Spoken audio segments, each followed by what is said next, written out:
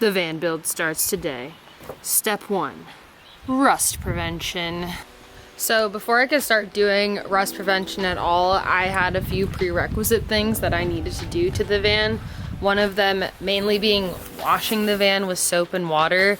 I wanted to make sure that there was no dirt, no grime, no nothing from the previous owner or just traveling back out here that would get trapped underneath and inside of the insulation when I start building out the van.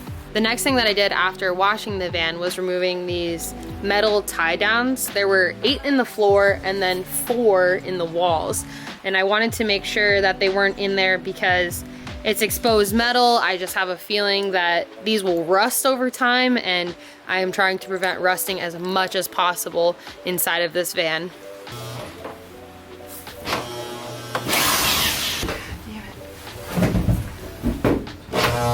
Smells like hot plastic. After I removed the tie downs, I ended up caulking the holes with this fire barrier that I got from Home Depot.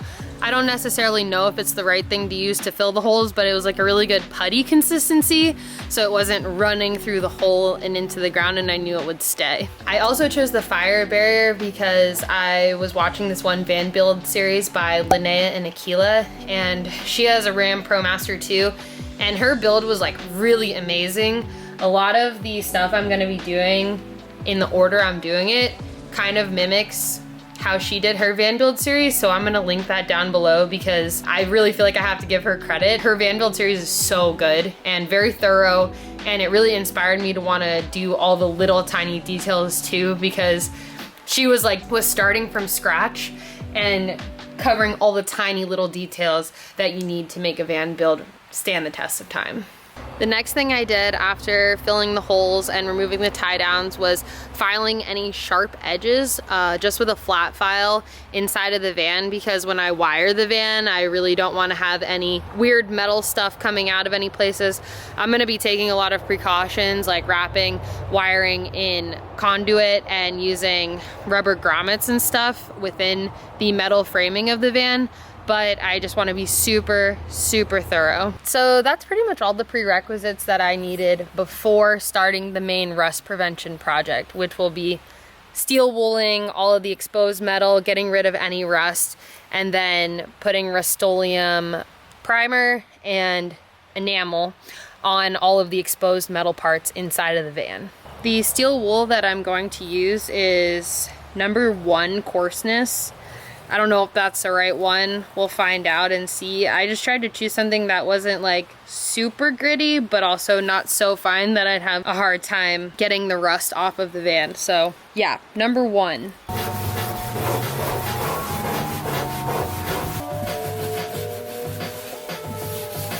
All right, steel wooling is done, so now we need to vacuum. So the reason I want to vacuum up all of the steel wool that is on the ground is because I'm trying to prevent rust everywhere in the van, which means that if I have little metal shavings everywhere, then that can just cause rust even if I paint over it over time. So these steps that I'm doing initially are super important to me because I am trying to create a foundation in which I'm going to build on that I'm not going to have to worry about in the future. Also, something that I noticed, actually Cadence noticed this, was that there is a hole in the wheel well that I'm going to need to seal up. So I'm gonna spray that with some primer and then probably caulk it shut too, because it got a dent from the previous owner. It's so satisfying.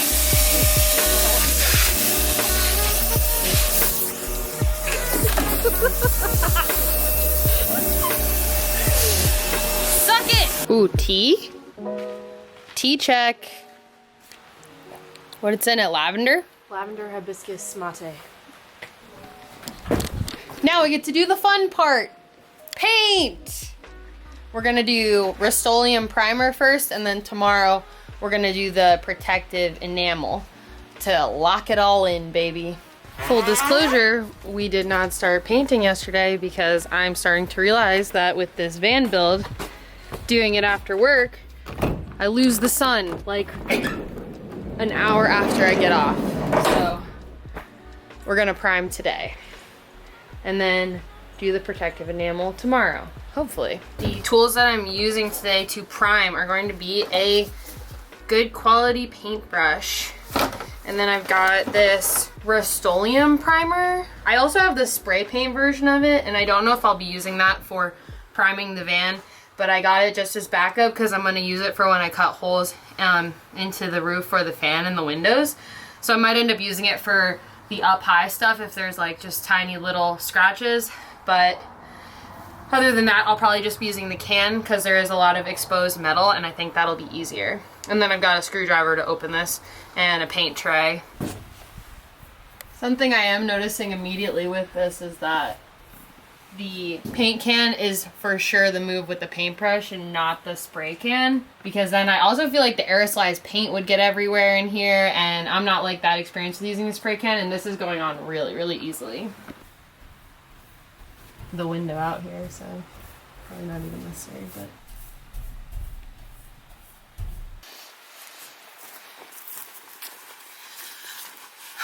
alright, well, it is the next day. I have finished putting the primer on the Rust-Oleum, and a few things that I noticed with the Rust-Oleum is that it goes on really easily. I definitely recommend getting the paint can with a paintbrush if you have a lot of exposed metal, because it took me about 2 hours to do the whole van. I just did patchy paint jobs on the walls and the ceiling, but then I painted the entire floor, and I'm happy I did that because it would have just been too much like menial brain work to only do the exposed silver parts because there was so much exposed metal. Something to think about though that I didn't realize is that the Rust-Oleum is an oil-based paint, so when you're trying to like wash the paint tray in the paintbrush, Castile soap or like Dr. Bronner's does not work to get it off, so I kind of just had to leave it in the paint tray, and then I'll just be putting the protective enamel on top in the paint tray. I don't have like Dawn dish soap or any other oil-based paint remover, so that's something to think about. Another thing that I'm coming to terms with too in this van build is the time of year that I am starting to build stuff. I live up in the hills of Santa Rosa, so the temperatures up here are a little bit cooler, ranging between 50 to 60 degrees at the height of the day, and that means that the paint takes longer to dry. All the fire barrier holes I filled and stuff took like 2 days for it to dry versus, you know, maybe 12 hours. So keep that in mind with the time of year that you're building something, how long it's going to take paint and other things to dry. I think that the Rust-Oleum primer is supposed to dry within 3 to 5 hours, but I let it sit overnight. I kind of felt out some places inside the van and it feels dry, but it might even be wise to leave it for another day if you are in anything below 50 degrees at the height of the day. So if you're doing a van build in the winter, keep that in mind. But yeah, we're going to be putting the protective enamel on today, and then we will be done with the rust prevention portion of the build. I will be doing a cost breakdown at the end of every video stating all of the things I bought and how much like each step of the van build process costs, kind of for myself because I want to see how much it costs at the end, and then also for y'all if you're looking at this video and you're trying to figure out your budget for doing your van build. Also, for the second coat of paint that I'm going to be doing, I'm using the Rust-Oleum Protective Enamel Superior Durability. And there it says oil based at the bottom, which I didn't notice. Yeah, I mean, that's really good in favor of preventing rust overall, but it can be a huge pain in the butt to get off of your hands and your paintbrush and stuff if you don't have an oil-based paint remover. I also got the gloss finish because it's glossy on the inside, and so I thought that would kind of make it look more uniform, even though it's going to be covered up eventually. Oh, she's thick. Oh, baby. Oh my god. Okay. Okay. Getting carried away over here. And for the primer, one can of this was good for my van, the 136 wheelbase Ram Pro Master. So I had a little bit left over too, so I'm hoping that this will also be enough. But yeah, if you are painting the majority of the inside of your van, one can will be good.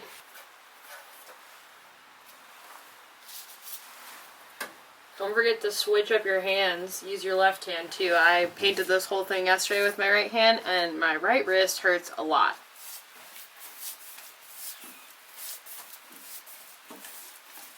Turns out one can of paint is not enough for the protective enamel because it's so thick. I got about this much done with the one can, but I'm gonna have to go in and use these spray cans I bought. Same thing, gloss protective enamel. It's just the spray paint version. I don't know, I think this is probably the best option rather than getting 2 cans of it, because I'm probably only gonna use like a really tiny amount if I were to get another can. So if you're painting more than 3/4 of your van, maybe get a can of the brush paint and then a can of spray paint.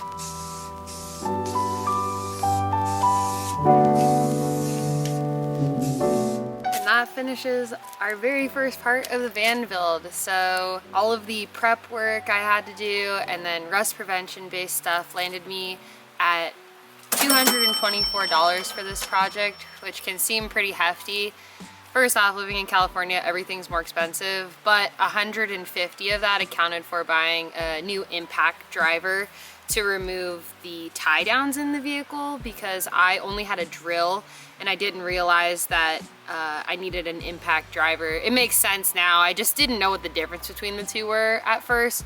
Impact driver provides more torque for anyone that is curious. The total project ended up costing me $94 without the tool. Super critical part of the van build, and it felt really good just getting everything started. I'm really excited to have a good foundation going forward, and it definitely eases my stress because I was able to look at the van in all the little tiny detailed ways and see, you know, what needs work on, what has a little ding here and there and all this stuff, and like getting really familiar with the van. If you liked this video, please give it a like. Please feel free to comment and give me any constructive advice or words of encouragement. It's really appreciated since I'm doing this on my own. And I'll see y'all in the next video. Bye.